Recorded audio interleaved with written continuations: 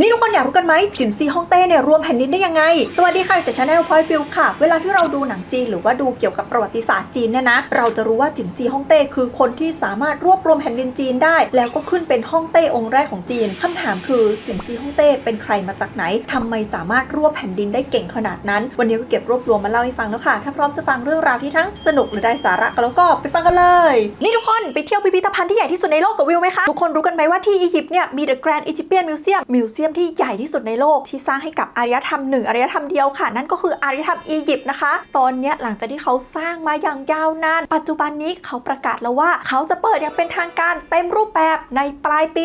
2025 นี้ค่ะใครที่อยากไปดูไปเห็นด้วยตาตัวเองเนี่ยนะคะ Point View on Tour มีทัวร์อียิปต์พาทุกคนไปดูค่ะตอนนี้เต็มไป2รอบแล้วนะคะแต่ว่าเนื่องจากทนกระแสเรียกร้องไม่ไหวค่ะต้นปี 2026 วิวเลยเปิดเพิ่มอีกกรุ๊ปนึงใครอยากไปเยี่ยมชมพิพิธภัณฑ์นี้เป็นคนแรกๆของโลกแค่2เดือนหลังเปิดเนี่ยนะคะรีบติดต่อสอบถามรายละเอียดหรือจองมาได้ที่ inbox Facebook Point of View เลยค่ะหรืออยากดูรายละเอียดเพิ่มเติมก็เชิญได้ที่ www.pointofviewontour.com ค่ะแล้วอย่าลืมไปเที่ยวแบบทั้งสนุกและได้สาระกับวิวนะก่อนอื่นเนี่ยนะคะเราต้องมารู้กันก่อนค่ะว่าแล้วสมัยก่อนจินซีฮ่องเต้เนี่ยจีนเป็นยังไงคือจีนตอนนั้นเนี่ยนะคะเขายังมีลักษณะการเป็นนครรัฐกันอยู่ค่ะคืออยู่เป็นแว่นแคว้นนะแล้วก็จะมีผู้ปกครองก็คือผู้นำนครรัฐนั้นๆนะคะเขาก็อยู่กันเป็นกระจุกของเขาทำสงครามกันไปทำสงครามกันมาจนกระทั่งมีหนึ่งในนั้นเนี่ยนะคะลุกขึ้นมาตั้งราชวงศ์ค่ะชื่อว่าราชวงศ์โจวเขาเนี่ยสามารถรวบอำนาจมาไว้กับตัวเองได้ซึ่งหลายๆคนก็จะงงว่าอ่ะแล้วราชวงศ์โจวไม่ได้รวมอำนาจไม่ได้รวมแผ่นดินจีนหรอคือใช่เขารวบอำนาจเข้ามาได้แต่ว่ามันยังไม่ได้เป็นแผ่นดินปึกแผ่นขนาดนั้นเพราะว่าในแต่ละรัฐที่อยู่ภายใต้อำนาจของราชวงศ์โจวเนี่ยก็ยังมีผู้นำรัฐของตัวเองอยู่ยังมีอ๋องของตัวเองอยู่นะคะแต่สาเหตุที่ราชวงศ์โจวขึ้นมามีอำนาจแล้วคนเชื่อมั่นในอำนาจของราชวงศ์โจวเนี่ยเพราะว่ามันเกิดแนวคิดโอรสสวรรค์แล้วว่าสวรรค์เนี่ยส่งคนลงมาปกครองแผ่นดินบริเวณนี้ถ้าสมมุติว่าผู้ปกครองดีมีคุณธรรมฝนฟ้าก็จะตกต้องตามฤดูพืชพันธุ์ธัญญาหารจะไม่มีปัญหาเมื่อไหร่ก็ตามที่มีปัญหามีอะไรยังไงแปลว่าผู้นำเนี่ยไม่เวิร์กละคนเนี่ยสามารถปลดโอรสสวรรค์แล้วก็ตั้งโอรสสวรรค์องค์ใหม่ได้นะคะซึ่งคอนเซปต์เนี้ยอย่างที่วิวเคยเล่าไปในอารยธรรมจีนจะเป็นคอนเซปต์ที่อยู่ตลอดประวัติศาสตร์จีนเลยแล้วทำให้เขาสามารถเปลี่ยนราชวงศ์กันได้แบบสมูทนะทีเนี้ยด้วยแนวคิดนี้ที่มันเกิดขึ้นมาเนี่ยนะคะแน่นอนมันก็มีช่วงเวลาที่การปกครองมันไม่โอเคไม่อะไรก็เลยมีคนก่อกบฏขึ้นมาจนกระทั่งแผ่นดินจีนในสมัยนั้นเนี่ยเกิดความวุ่นวายขึ้นมาเกิดสงครามใหญ่เลยทุกคนแล้วเป็นสงครามที่ยาวนานประมาณ500 ปีนะคะเขาจะเรียกยุคนี้กันว่ายุคชุนชิวก็คือยุคที่ว่าใครมีกำลังใครมีอำนาจก็พยายามจะตั้งตัวเองขึ้นมาเป็นใหญ่เป็นอะไรตีกันยับและด้วยความวุ่นวายในตอนนั้นค่ะมันก็เลยมีคนจำนวนมากที่พยายามลุกขึ้นมาแล้วหาทางแก้ว่าเฮ้ยโลกของเราควรจะเป็นแบบนี้โลกของเราควรจะเป็นแบบนั้นในยุคนั้นนะคะก็เลยมีสำนักคิดต่างๆเกิดขึ้นมามากมายค่ะไม่ว่าจะเป็นสำนักคิดฝั่งบูที่มีซุนวูก็เริ่มคิดตำราพิชัยสงครามของตัวเองว่าต้องทำสงครามแบบนี้แบบนั้นโลกจะได้สงบส่วนฝั่งบุญฝั่งที่เป็นด้านความคิดเนี่ยก็มีทั้งขงจื้อเหล่าจื้อเม่งจื้อจวงจื้อเกิดกันขึ้นมาใหญ่เลยต่างคนก็ต่างบอกว่าโลกมันต้องเป็นแบบนี้โลกมันต้องเป็นแบบนั้นซึ่งเรื่องนี้เดี๋ยวมันจะไปเกี่ยวข้องกับยุคจินซีแต่ขอแปะเอาไว้ก่อนใดๆก็ตามกลับมาที่การปกครองราชวงศ์โจวถามว่ายังมีอยู่ไหมก็มีแต่ไม่มีใครเห็นหัวนะคะแต่ละคนก็ปกครองเมืองของตัวเองไปเขาก็จะเรียกผู้นำแว่นแคว้นของตัวเองเนี่ยว่าอ๋อง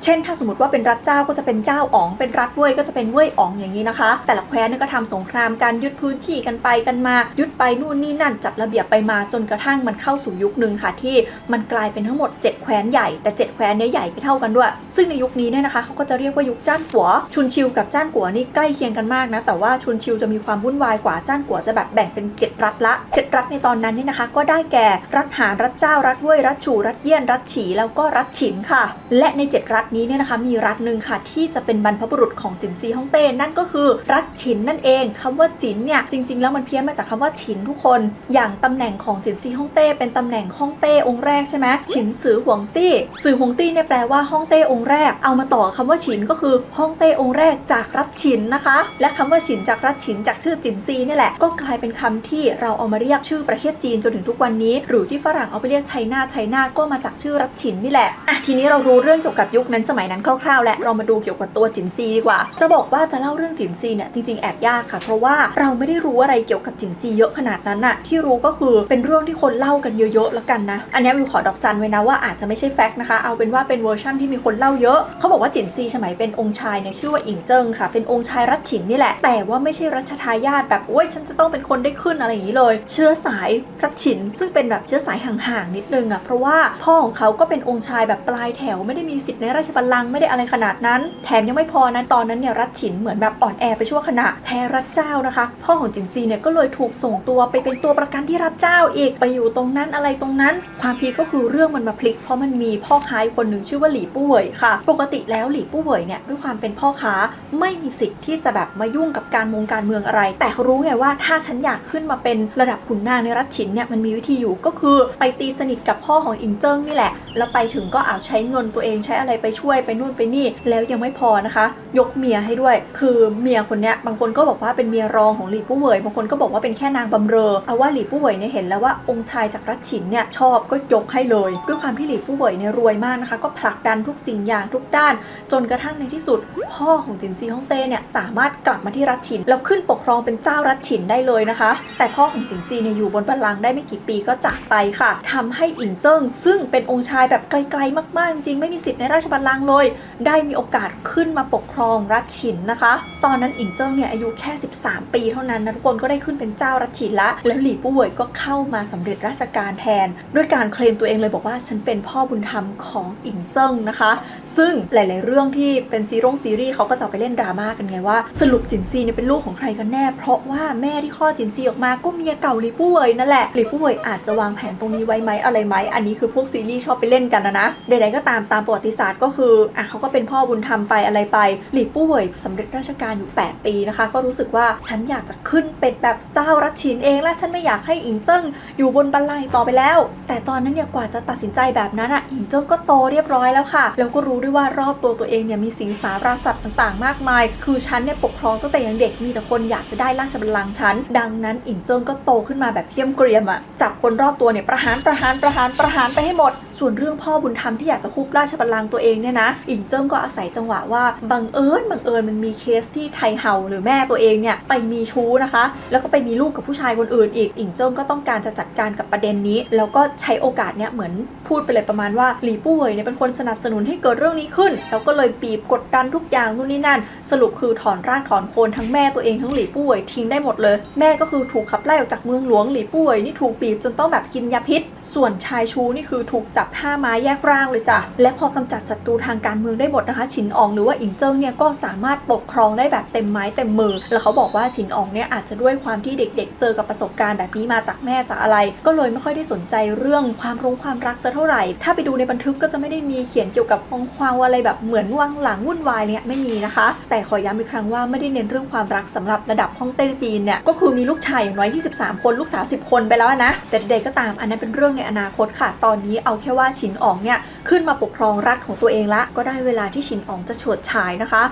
ะจะรวบรวมรัฐที่เหลือทั้งหมดเนี่ยเข้ามาเป็นของตัวเองค่ะซึ่งคำถามก็คือในยุคนั้นสมัยนั้นแต่ละรัฐก็อยากจะรวบรัฐอื่นทั้งหมดเหมือนกันแหละทำไมถึงทำไม่ได้แล้วทำไมฉินอ๋องถึงทำได้อันเนี้ยนอกจากที่ฉินอ๋องจะเติบโตมาแบบต้องต่อสู้กับสิงสารสัตว์เสือสิงกระทิงแรดในราชบัลลังก์ตัวเองมาตั้งแต่เด็กแล้วเนี่ยนะมันก็อยู่ที่ปัจจัยอื่นๆด้วยก็คืออย่างแรกเลยไปดูที่ภูมิศาสตร์ของรัฐฉินก่อนดูที่ตั้งของรัฐฉินสิทุกคนมันมีโซนที่รัฐฉินสามารถแผ่ขยายอำนาจออกไปได้โดยที่ไม่ต้องไปตีกับรัฐอื่นคือรัฐอื่นบางรัฐมันโดนแบบแซนด์วิชอยู่ตรงกลางขยายไปทางไหนก็ลำบากหมดในขณะที่รัฐฉินเนี่ยเป็นรัฐที่ค่อนข้างใหญ่จะขยายเท่าไหร่ก็ได้ไม่ต้องตีกับรัฐอื่นส่วนเรื่องการจัดการภายในรัฐฉินก็คือเหมือนเขาจัดการมาดีตั้งแต่ 3-4 รัชกาลก่อนละทั้งเรื่องการเก็บภาษีเรื่องการปกครองเรื่องอะไรคือเรียกว่าพร้อมมากๆนะคะแต่ที่ผ่านมารัฐฉินถึงจะพร้อมแต่เขาไม่เคยอยากจะไปตีรัฐอื่นมาก่อนคือไอ้ทั้ง7 รัฐที่ว่าเนี่ยมันอยู่ภายใต้ราชวงศ์โจวใช่ไหมแต่ไอ้พื้นที่ข้างนอกที่วิวว่าเนี่ยมันอยู่นอกเขตอำนาจของราชวงศ์โจวที่ผ่านมารัฐฉินเนี่ยก็ไปตีแต่นอกเขตอำนาจราชวงศ์โจวมาตลอดจนกระทั่งมาสมัยช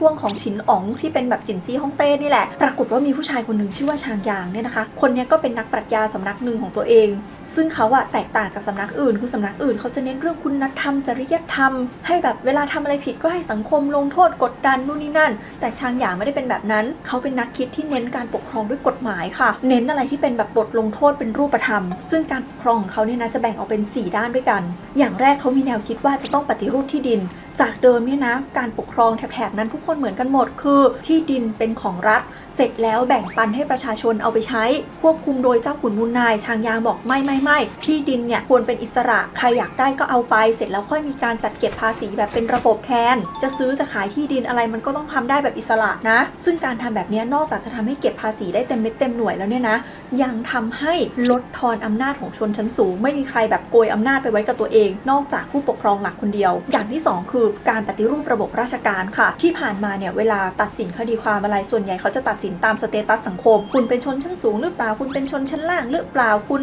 จะได้เลื่อนตำแหน่งคุณต้องอยู่แบบว่าชนชั้นสูงมาก่อนนะอะไรนะชางยางบอกไม่ทุกอย่างเป็นไปตามความสามารถเป็นไปตามความผิดเป็นไปตามความถูกทำดีได้รางวัลได้ตำแหน่งตอบแทนไม่ต้องสนใจว่าคุณเป็นใครมาจากไหนถ้าคุณทำดีถ้าคุณเป็นคนเก่งคุณควรจะได้เลื่อนตำแหน่งในขณะที่ถ้าใครทำผิดไม่ต้องสนใจว่าคุณเป็นใครควรจะต้องลงโทษให้หนักแบบหนักสุดๆเป็นตัวอย่างเลยเรื่องการผลิตเขาก็เน้นปฏิรูปเหมือนกันคือให้ความสำคัญกับชาวนามากกว่าพ่อค้าประมาณว่าเฮ้ยคนผลิตต้องมาก่อนนะไม่ใช่คนกลางที่แบบเอาไปฟันกำไรและปฏิรูประบอบการปกครองค่ะมีการปฏิรูปอำเภอคือประมาณว่ารัฐฉินนะมันใหญ่ชางยางบอกเราต้องแบ่งการปกครองนะให้ส่วนใหญ่ๆเนี่ยเป็นมณฑลนะมณฑลแบ่งออกเป็นจังหวัดแล้วก็แบ่งออกเป็นอำเภออีกแล้วก็มีหน่วยปกครองกลางมีอะไรดังนั้นการปกครองมันเลยเป็นระบบมากๆจะเห็นว่าการปกครองของชางยางเนี่ยค่อนข้างจะทันสมัยมากๆนะคะแล้วก็ขัดหงจื้อเลยและปรัชญาของชางยางเนี่ยจะส่งผลต่อการปกครองของจินซีฮ่องเต้ในอนาคตมากๆนะคะแต่ในตอนนี้จะเห็นว่าพอมันมีแนวคิดชางยางเข้ามาการปกครองของรัฐฉินคือแข็งแกร่งขึ้นหลายเท่าเพราะว่าระบบมันพร้อมอะไรมันพร้อมทุกอย่างไงแล้วจังหวะพอเหมาะค่ะตอนประมาณ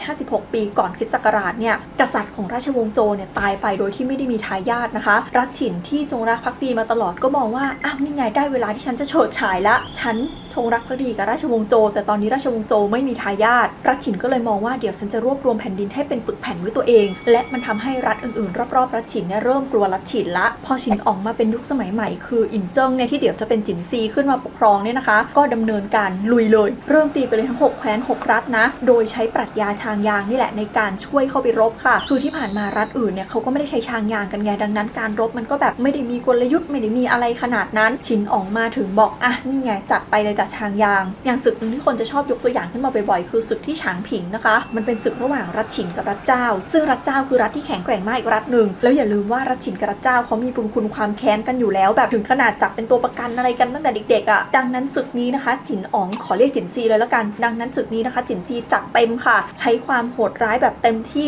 จับได้ฆ่าทิ้งตัดหัวฝังทหารฝ่ายตรงข้ามทั้งเป็นนู่นนี่นั่นคือทำให้เป็นตัวอย่างเลยว่าอย่าหือกับฉันนะมันก็เลยทำให้ฝ่ายตรงข้ามแบบว่าสยองนิดนึงอ่ะแต่ต้องบอกว่าจินซีเนี่ยเขาไม่ได้ใช้เทคนิคแบบโหดร้ายอย่างเดียวเขาใช้เทคนิคสร้างพันธมิตรกับรัฐที่อยู่ไกลแล้วก็โจมตีรัฐที่อยู่ใกล้ด้วยอันนี้เป็นอีกหนึ่งเทคนิคของเขาคือแทนที่เขาจะไล่ตีไปทีละเมืองแล้วปล่อยให้แต่ละเมืองแบบจับมือกันแล้วมารุมเขาอ่ะไม่เขาไม่ใช้วิธีงั้นเขาใช้วิธีว่าเขาจะตีกับเมืองใกล้ๆนะแต่ไอเมืองไกลๆที่อยู่ด้านหลังไปเนี่ยทำเป็นว่าไปตกลงด้วยว่าเฮ้ยเราร่วมมือกันตีไอเมืองตรงกลางนี่ไหมมันก็เลยทำให้เขาทำศึกแบบไม่ต้องพะวงไปพะวงมาได้อ่ะแล้วมันก็ทำให้จินซีเนี่ยถึงขั้นที่แทบจะไม่ได้ต้องออกรบเองเยอะแยะอะไรขนาดนั้นด้วยซ้ำอ่ะดังนั้นในยุคสมัยนั้นนะจินซีก็ค่อยๆกลืนไปทีละรัฐคืนทีละรัฐเริ่มจากรัฐแรกคือรัฐหานก่อนคือรัฐหานเนี่ยอ่อนแออยู่แล้วพอเห็นว่าจินซียกทัพไปก็ประเคนทุกอย่างให้เลยแบบยอมแล้วจ้ายอมยกบรรณาการให้เลยจ้า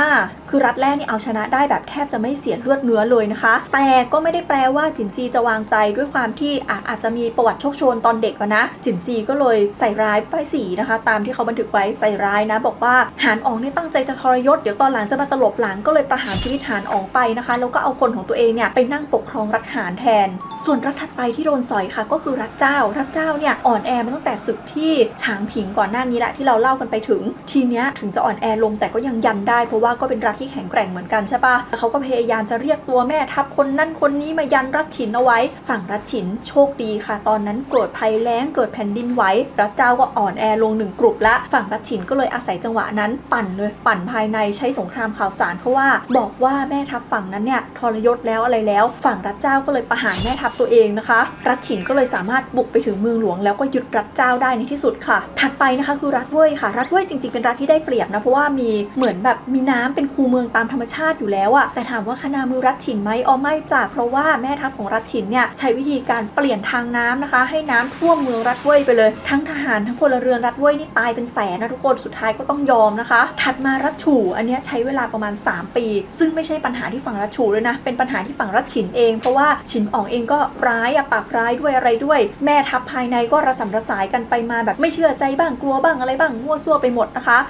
สุดท้ายพอปรับความเข้าใจกันเองภายในได้ปุ๊บก็อาศัยความได้เปรียบที่ตัวเองมีอาศัยการตั้งรับทำให้ฝั่งนู่นเหนื่อยเองอะไรเองสุดท้ายนะคะฝั่งฉู่อ๋องนี่คือตายคาสนามรบเลยก็แพ้ไปอีกถัดมาคือรัฐเยี่ยนอันนี้ค่อนข้างจะพีคเพราะว่ามีการลอบสังหารกันไปมาด้วยมีตั้งแต่รัฐเยี่ยนพยายามจะลอบสังหารฉินอ๋องก็เอาคืนกับนู่นนี่มั่วซั่วกันไปมาสุดท้ายก็โดนบุกเช่นกันแล้วก็แตกไปเหมือนกันนะคะส่วนรัฐสุดท้ายคือรัฐฉีค่ะรัฐฉีนี่เป็นรัฐที่ค่อนข้างจะอ่อนแออยู่แล้วเพราะว่าฉีอ๋องตอนนั้นเนี่ยเด็กนะคะดังนั้นเหมือนก็แบบก็จัดการไปได้ง่ายๆก็หยุดรัฐฉีมาได้อีกพอรวมแว่นแคว้นได้หมดปุ๊บตอนนั้นฉินอ๋องก็มองว่าอ้าวไอ้ที่ฉันไปยึ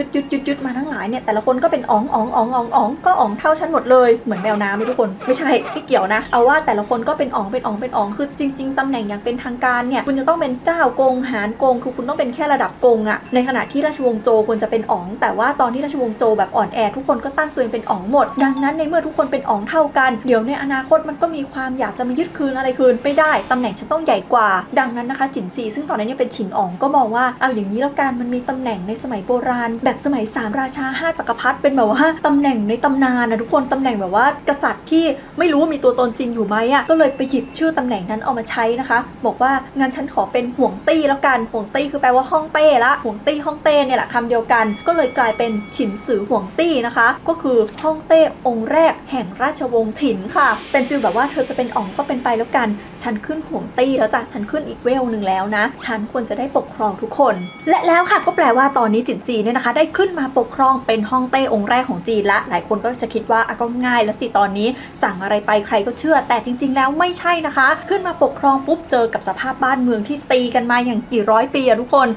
แล้วทุกคนก็ไม่ได้ยอมรับอำนาจของจินซีขนาดนั้นจินซีก็เลยต้องปกครองด้วยความเด็ดขาดนะคะเพื่อที่จะจัดการให้บ้านเมืองเนี่ยมาอยู่ใต้อำนาจของตัวเองค่ะซึ่งแน่นอนว่าหลักการที่จินซีฮ่องเต้ใช้เนี่ยนะคะก็ยังเป็นหลักการของชางยางเหมือนเดิมแต่หลายๆคนอาจจะเคยได้ยินว่าจินซีใช้หานเฟยจื่อไม่ใช่หรอใช่ค่ะคือหานเฟยจื่อฝาเจียรวมถึงชางยางเนี่ยมันมีแนวทางคล้ายกันมากคือเป็นเรื่องของกฎหมายเรื่องของความแบบว่าปกครองเข้มงวดอย่างนี้นะคะจนบางคนเขาก็มองว่าเป็นสิทธิสำนักเดียวกันหรือเปล่าอะไรเงี้ยดังนั้นช่างมันเอาว่าจินซีใช้ความเด็ดขาดด้วยแนวคิดแบบนี้ในการปกครองค่ะประเด็นคือที่เราฟังมาตั้งแต่ต้นเนี่ยเราจะรู้สึกว่ามันมีแต่ข้อดีแต่จริงๆแล้วพอเอามาใช้จริงเนี่ยข้อเสียมันก็มีเหมือนกันนะคะเดี๋ยวเรามาดูกันทีละข้อดีกว่าว่าเขาใช้ปกครองยังไงข้อดีเป็นยังไงข้อเสียเป็นยังไงค่ะเริ่มจากเรื่องแรกค่ะคือโครงสร้างการปกครองแต่เดิมเนี่ยจีนแบ่งเป็น7รัฐใช่ไหมต่อให้ราชวงศ์โจวเนี่ยสามารถรวบรัฐรวบแคว้นต่างๆได้แต่ยังปล่อยให้เขาเป็นรัฐเป็นแคว้นอยู่มันก็มีคนแบบพร้อมจะกระด้างกระเดื่องทุกเมื่อไงดังนั้นพอจินซีเข้ามาปกครองปุ๊บจินซีบอกขอสลายขั้วอำนาจเดิมทิ้งให้หมดเลยแล้วก็แบ่งเขตการปกครองใหม่ไม่ต้องมี7รัฐแล้วขอตั้งเป็นศูนย์การปกครอง36ศูนย์กระจายอยู่ทั่วแผ่นดินแล้วแต่ละแห่งก็ให้มีเจ้าหน้าที่ประจำทั้งหมด3คนด้วยกันนะคะก็คือผู้ว่าหรือว่าข้าหลวงมีแม่ทัพแล้วก็มีผู้ตรวจการจากราชสำนักค่ะเขาก็จะใช้ระบบนี้นะตอนแรกมี36จุดตอนหลังเพิ่มเป็น40นะคะแต่เดิมเนี่ยแต่ละแคว้นเขาก็มีการสะสมอาวุธมีอะไรของตัวเองจินซีบอกหยุดห้ามสะสมอาวุธเพราะเดี๋ยวเธอมากระด้างกระเดื่องใส่ฉันเอาอาวุธมันหลอมทิ้งให้หมดส่วนมองไปเนี่ยแต่เดิมแต่ละแคว้นมันก็มีครอบครัวที่มีอำนาจมีครอบครัวที่มีเงินใครมีอำนาจมีเงินถอนรากถอนโคนให้หมดเอามาอยู่ที่เมืองหลวงที่เสียนหยางจะได้ใกล้ตาไม่ต้องไปอยู่ไกลๆไม่ต้องไปสร้างอำนาจอิทธิพลอะไรของตัวเองแน่นอนว่าทำแบบนี้ปุ๊บขุมอำนาจเดิมหรือคนเดิมๆที่เขาอยู่กันแบบเดิมๆก็ต่อต้านหนักเลยสิแบบออกมาประท้วงกันใหญ่ว่าเฮ้ยทำแบบนี้ได้ยังไงโดยเฉพาะกลุ่มบัณฑิตสายขงจื้อนะคะโอ้โหออกมากันเยอะมากประมาณ460คนเพราะว่าความคิดของฝั่งขงจื้อกับฝั่งชางยางหางเฟยจื่อเนี่ยมันเป็นคนละทางกันเลยคือขงจื้อเนี่ยเขาเชื่อในครอบครัวคนเราต้องอยู่กับครอบครัวกษัตริย์ต้องมีคุณธรรมเชื่อว่ามนุษย์เนี่ยมีความดีอยู่แล้วก็ต้องคงความดีนั้นไว้อะไรของเขาไปในขณะที่ฝั่งชางยางบอกว่าไม่ธรรมชาติของมนุษย์เลวเราต้องเอากฎหมายไปควบคุมเพื่อให้มนุษย์ไม่เลวแล้วก็ถ้าเลวมากก็ลงโทษมันไปแรงๆมันจะได้ไม่กล้าเลวอีกส่วนถ้ามันทำดีขึ้นมาต้องให้รางวัลเขาจะได้อยากทำดีซึ่งจินซีมาทางนี้อยู่แล้วไม่ได้เชื่อในทางขงจื้อในทางอะไรเลยนะคะดังนั้นพอฝั่งขงจื้อขึ้นมาประท้วงเนี่ยถามว่าจินซีแคร์ไหมไม่แคร์จ้ะก็เลยจับประหารทิ้งหมดนะคะแล้วก็เอาพวกตำราของขงจื้อตำราอะไรที่ขัดกับการปกครองตัวเองเผาทิ้งไปให้หมดเลย เพื่อที่ว่าคนในชาติเนี่ยจะได้คิดเหมือนกันไม่ต้องแตกแถวนะและยังไม่พอนะจินซียังไปสุดแบบในทางชางยางอีกคือออกกฎหมายรุนแรงมากใครที่ทำผิดในยุคสมัยจินซีที่โดนลงโทษรุนแรงแบบตัดแขนตัดขาตัดนู่นตัดนี่บังคับให้ใช้แรงงานหนักใครเถียงไม่ได้อะไรไม่ได้ดังนั้นแน่นอนมันก็สะสมความไม่พอใจอยู่ระดับหนึ่งแล้วแหละส่วนอีกอย่างนึงที่จินซีทำเพื่อรวมชาติให้เป็นแบบชาตินะก็คือกำหนดตัวอักษรแล้วก็หน่วยวัดให้ทั้งชาติทั้งหมดที่เขาสร้างขึ้นมาเนี่ยให้เหมือนกันให้หมดเลยคือที่ผ่านมาอย่าลืมว่าจีนเนี่ยเขาอยู่กันเป็นแคว้นเป็นนู่นเป็นนี่ดังนั้นในแต่ละแคว้นมีภาษาของตัวเอง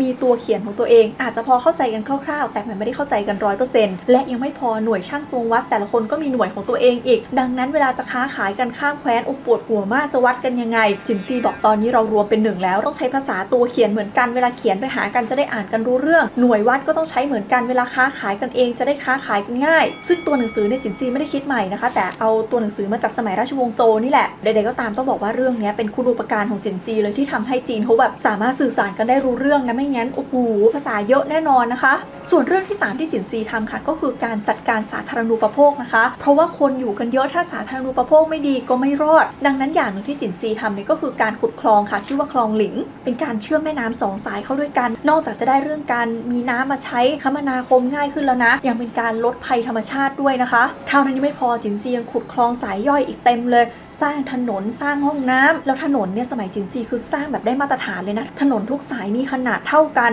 และยุคจินซีเนี่ยเขาคิดถึงขนาดที่ว่าเกวียนที่ใช้ในยุคสมัยนั้นอะคำนวณไว้แล้วว่าแกนล้อเกวียนเนี่ยจะต้องเท่ากันหมดเพื่อให้เกวียนทุกเล่มเนี่ยสามารถใช้ถนนแบบเดียวกันได้นะคะส่วนอีกเรื่องหนึ่งที่จินซีทำนะคะก็คือจัดการทางการทหารค่ะคือในยุคสมัยจินซีเนี่ยรบกันเองจบแล้วแต่ไม่ได้แปลว่าประเทศสงบเพราะว่ามันยังมีคนจากภายนอกพยายามมาต่อสู้ด้วยค่ะก็คือพวกทรงหนูซึ่งในยุคหลังๆเนี่ยจะเรียกว่าพวกนอกด่านถามว่าด่านคือด่านอะไรก็คือด่านที่จินซีสร้างนั่นแหละเราจะเคยได้ยินว่าจินซีฮ่องเต้สร้างกำแพงเมืองจีนใช่ทุกคนคือแต่ก่อนเนี่ยแต่ละแคว้นเขาก็มีกำแพงมีอะไรของเขาอยู่แล้วจินซีก็จัดการเลยให้ต่อกำแพงตลอดแนวภาคเหนือนะคะจะได้กั้นผู้คนนอกด่านเนี่ยเอาไว้ประเด็นคือการสร้างกำแพงเนี่ยมันใช้แรงงานคนเยอะมากดังนั้นคนที่เป็นทั้งทาสเป็นทั้งนักโทษเป็นทั้งอะไรที่แบบลงโทษหนักอยู่แล้วในยุคสมัยนั้นเนี่ยก็โดนเกณฑ์กันมาสร้างกำแพงว่ากันว่ามีคนตายไปเยอะมากยุคนั้นแต่มันก็มีประโยชน์ในยุคสมัยนั้นไงแล้วพอกำแพงสร้างเสร็จนะคะจินซีก็เกณฑ์คนไปเฝ้าตามกำแพงไปอะไรและกำแพงนั่นแหละก็เป็นต้นกำเนิดของกำแพงเมืองจีนที่เราเห็นในทุกวันนี้นะแต่ว่าไม่ใช่หน้าตาแบบนี้นะคะเพราะว่า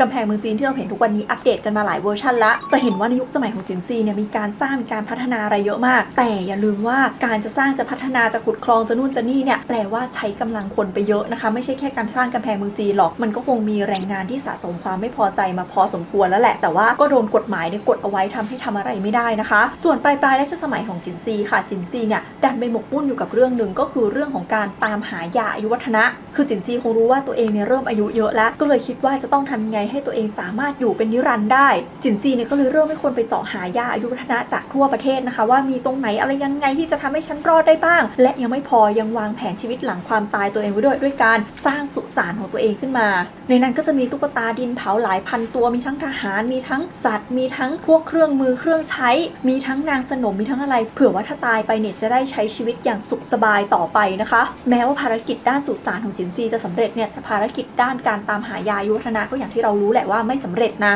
ดังนั้นสุดท้ายจินซีก็ได้ใช้สุสานจริงๆค่ะเพราะว่าสวรรคตไปตอน210 ปีก่อนคริสต์ศักราชนะคะในขณะที่ยังตามหายาอายุวัฒนะอยู่ค่ะฟังดูถึงตอนนี้ถ้าเราไม่ได้รู้ประวัติศาสตร์เนี่ยเราก็คงคิดว่าโอ้โหราชวงศ์ฉินของจินซีเนี่ยจะต้องอยู่ไปชั่วกาลปวสานแน่ๆวางแผนวางอะไรไว้ดีขนาดนี้จริงๆแล้วไม่ใช่นะคะราชวงศ์ฉินเป็นราชวงศ์ที่สั้นมากทุกคนเพราะว่าหลังจากจินซีสวรรคตจากไปเนี่ยรัชทายาทของจินซีปกครองอ่อนแอมากๆค่ะแถมยังมีขันทีที่เป็นแบบขันทีคนสนิทเก่าเนี่ยขึ้นมาชักใยอยู่เบื้องหลังอะไรเบื้องหลังคือแทบจะคุมราชสำนักไปเลยความวุ่นวายในราชสำนักก็นำไปสู่กบฏชาวนาซึ่งผสมระหว่าง1เห็นราชสำนักวุ่นวายราชสำนักอ่อนแอกับ2น่าจะมีคนที่สะสมความไม่พอใจมาตั้งแต่สมัยจินซีอยู่เยอะมากๆคือบ้านเมืองอาจจะเจริญก้าวหน้าบ้านเมืองอาจจะเรียบร้อยแต่อย่างที่วิวบอกเลยโดนใช้แรงงานหนักใช้แรงงานหนักไม่พอจะสร้างเมกะโปรเจกต์เยอะขนาดนี้ก็ต้องขูดรีดภาษีอย่างหนักภาษีก็เสียแรงงานก็โดน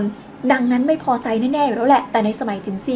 ยังอยู่ไงไม่กล้าทำอะไรพอจินซีจากไปเห็นราชสำนักอ่อนแอปุ๊บก็ไม่แปลกที่จะลุกฮือกันขึ้นมากลายเป็นกบฏชาวนาตามคอนเซปต์โอรสสวรรค์แบบที่เราบอกไปตั้งแต่ต้นคลิปนั่นแหละมองว่าผู้ปกครองตอนนี้ไม่เหมาะแล้วฉันพร้อมแล้วที่จะหาผู้ปกครองคนใหม่ค่ะและประเด็นก็คือกองทัพฉินตอนนั้นเนี่ยสู้กับกบฏชาวนาสู้ไม่ได้นะคะส่วนกบฏชาวนาก็ไม่ได้สู้แล้วชนะอย่างเดียวด้วยมีการสู้กันเองมีอะไรอีกสุดท้ายนะคะก็เลยมีขุนนางท้องถิ่นคนหนึ่งชื่อว่าหลิวปังเนี่ยขึ้นมารวบอำนาจแล้วก็ประกาศตั้งราชวงศ์ใหม่ชื่อว่าราชวงศ์ฮั่นแล้วก็สถาปนาตัวเองเป็นพระเจ้าฮั่นเกาจู่ปฐมกษัตริย์แห่งราชวงศ์ฮั่นค่ะและตัวราชวงศ์ฮั่นนี่แหละที่จะอยู่มายาวๆจนกระทั่งมาถึงยุค3ก๊กนะคะทุกคนส่วนใครอยากรู้เหตุการณ์ตอนเปลี่ยนราชวงศ์เหตุการณ์ตอนผลัดราชบัลลังก์เนี่ยวิวเคยเล่าเต็มๆไว้แล้วอีกคลิปหนึ่งแต่คลิปนี้วิวอยากให้ทุกคนเห็นมากกว่าว่าแล้วจินซีเนี่ยเขารวบประเทศได้ยังไงเขาขึ้นมาปกครองได้ยังไงปกครองแล้วเป็นยังไงค่ะ